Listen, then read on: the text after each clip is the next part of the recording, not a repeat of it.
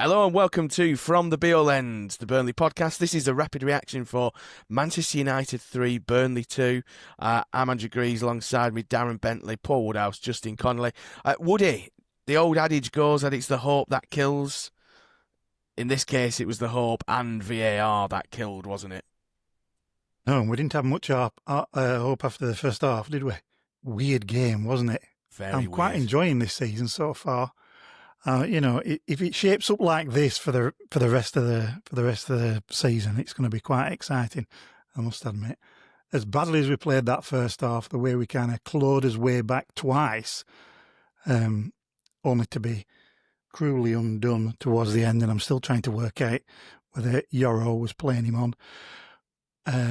But I thought, yeah, it's one of those you just gut to bait, aren't you? At the end of the day, I suppose, like I said, the biggest compliment is how United seemed that they felt like they'd won the treble at the final whistle, But fair play. Yeah, strange game, Daz.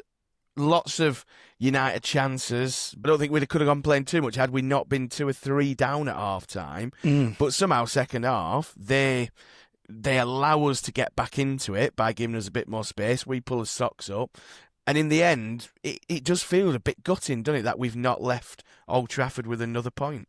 We're playing with the big boys. We're playing with the big boys now. As bad as United are, we're playing with the big boys. And if you don't play on the front foot for 90 minutes, you get what you deserve. And I thought we got what we deserved today. I thought the second half we were brave for 25 minutes, and then we retreated back into our shell again. And in the first half, we didn't turn up. And if you play for 25, 30 minutes in a game, you get what you deserved, I think.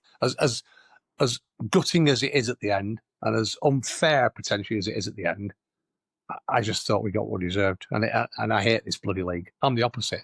I bloody hate it. I've aged fucking 10 years in the last 3 weeks.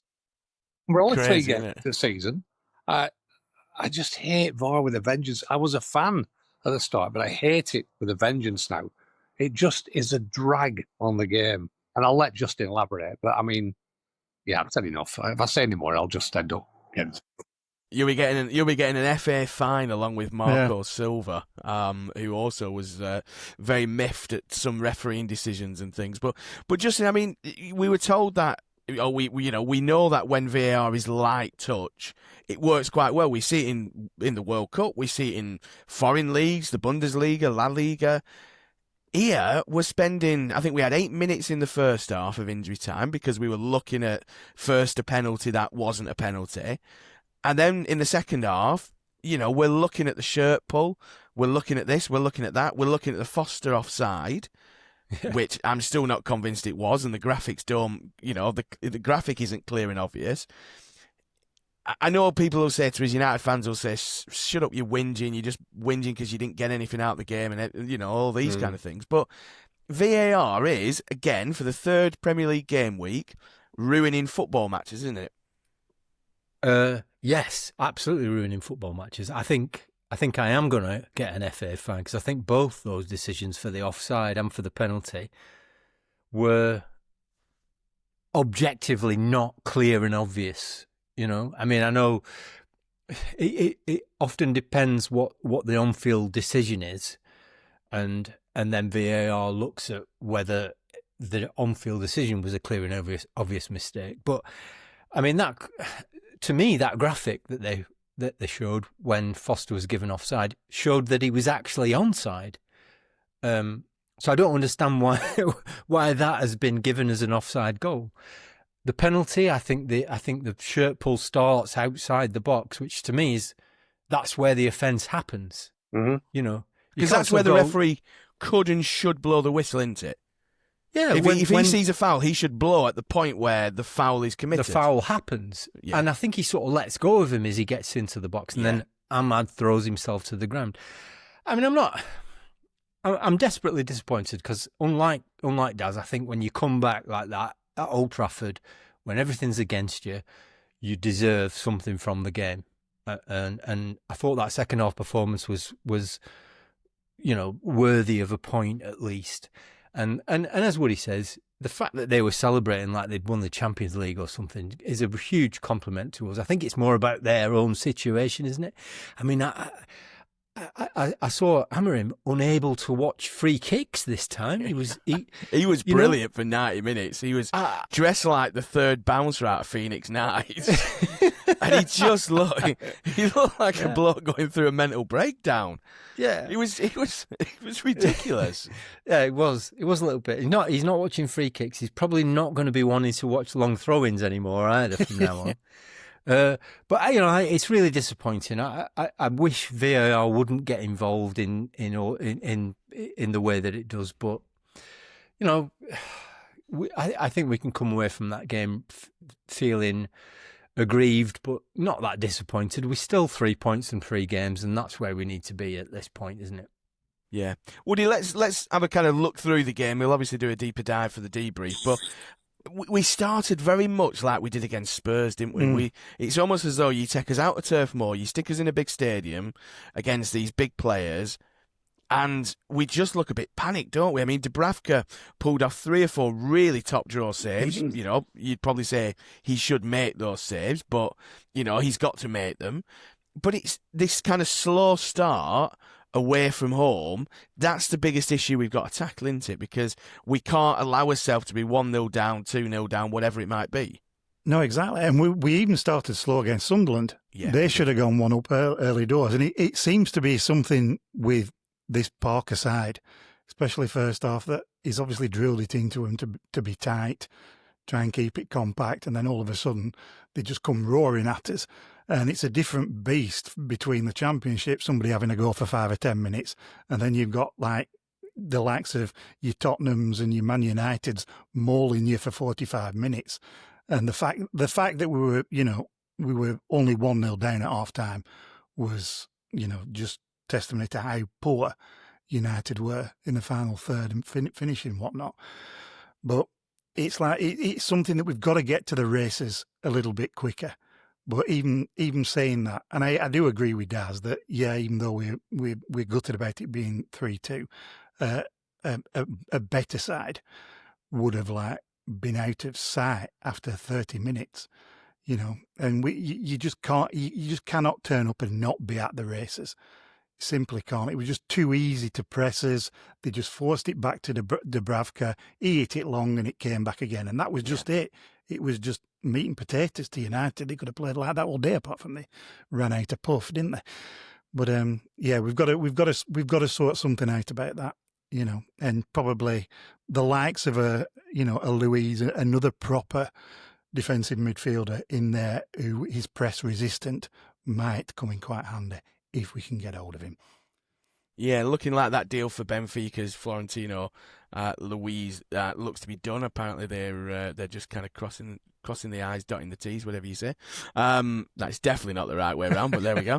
But Daz, I mean, he stuck with the same side from Sunderland, which was kind of perhaps looks more like a 4 at the back, but Jakob Brun-Larsen dropping into there. We go 1-0 down. Unfortunate own goal from Josh Cullen. Good reaction from Dubravka. Just couldn't quite stop the ball from going over the line. We get a goal back through Foster. Brilliant cross from Brun-Larsen. Great finish from Foster. And then United go at the other end within kind of 15, 16 seconds and score. You said we're playing with the big boys. That's what the big boys do, isn't it? Against kind of lesser opposition. When they kind of concede, they're straight back at it, and we've just not had a chance to get his feet sorted, have we? But you've got to be more aggressive defensively, Scott. Andy, I mean, first half, how many free headers did they have in the box? Yeah. 5, 6 chances from free headers in the box where we're just half asleep. We scored the goal, and then on the outside of Ekdal, I thought had a horrendous. The commentator said he thought he had a great game. I thought he was watching a different game than me. Yeah, I thought Ekdal was awful. I thought we were poor at full-back. On both flanks, I thought we were really poor. And we just never got a foothold in the game for 55 minutes because we didn't start the second half very well either. And United, the really frustrating thing is, as soon as you turn the screw on United, they start squealing, don't they? Because they have nothing behind that attack-minded lineup they have. You get in behind that, they are so frail and so fragile. And at 2-2, that game was there for the taking. And we go back into our shell again and we get defensive. We go 5 at the back and we bring Worrell on. I mean, Ekdal might have been struggling by that stage. But, that game was just that's the really frustrating thing for me. That game was there for the taking, I thought. The crowd had gone desperately quiet. Yeah. Even when they went 2-1 up, we come at them again and get back to 2-2. Fantastic. Really brave from the boys, and every credit to them for that. But you can't do that for 25 minutes in a Premier League game. Yeah. Just looking at the kind of changes he made, he brought Loom Chowner on for Hannibal again. Who I thought Hannibal had I think the best thing was, I think the commentator said they appreciated watching Hannibal's enthusiasm, and I thought that was the best compliment you could pay to Hannibal, because he was very enthusiastic, as he often is, without really doing anything. Yeah. We did look, I mean, almost immediate impact when Chowner came on. He had the shot which kind of ricocheted all over the United goalkeeper. Really should have caught it instead of spilling it, and we get the equaliser. Do you think that kind of being a bit braver, knowing that United are frail, perhaps not retreating, but looking at kind of going, do we bring Fleming on rather than Son? Yes, we might have to bring Worrell in, but we're just trying to push United a bit further into their kind of defensive third. Or are you of the kind of mindset of, it's Old Trafford, it's 2-2, they're not really causing too many problems. A draw is, probably best achieved by soaking up pressure, which we know we can do. It didn't work though, did it? That that's what we tried to do, but it didn't quite work. I mean, obviously the officiating worked in their favour a little bit in that second half, but I think one of the problems we've got is that we're playing with a few players who aren't quite 100% fit, aren't we? Big Les can't play 90 minutes at the moment. I think Ekdal's probably not at peak fitness. I think he was struggling a little bit when he went off. I don't know. I think that idea that at 2-2 you sort of shore it up was probably the wrong way to go. I think you put pressure on them, because pressure at Old Trafford for them, it makes life very difficult for them. And I don't think they're a good side. Obviously, results would suggest that they're not a good side.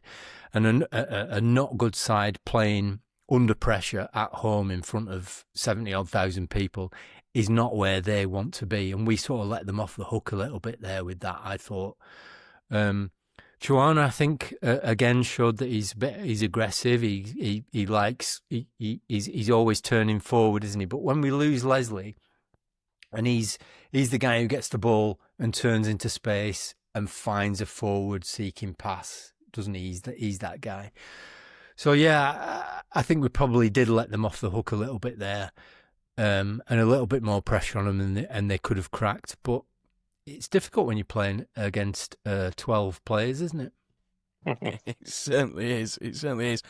Just before we go, Woody, just a word on Big Leslie Ugachukwu.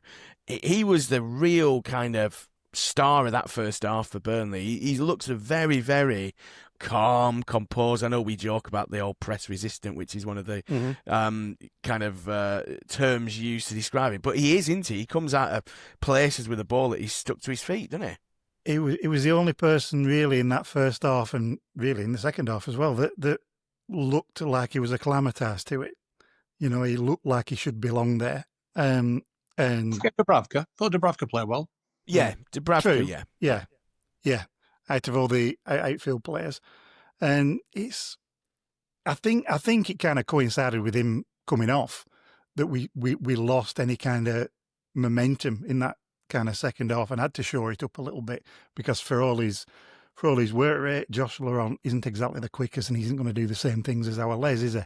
So on the one hand, it's good to see that we've got that there, but we haven't got something else to replace it when required to, just to push on for that last 20. So, but I thought he was excellent in parts. And positive though too that when he can play 90 minutes when he is properly fit, that's going to be a massive advantage. Exactly, definitely. Yeah. Definitely. We'll leave it there for the rapid reaction. We'll be back with the full debrief. We are going to do a bit of a live around the transfer window slamming shut, because it's slightly earlier on Monday, so it is shuts at 7 o'clock rather than 11 o'clock. So we are going to do something on that. We do keep an eye on things on social media. But until then, enjoy your Saturday night and up the Clarets.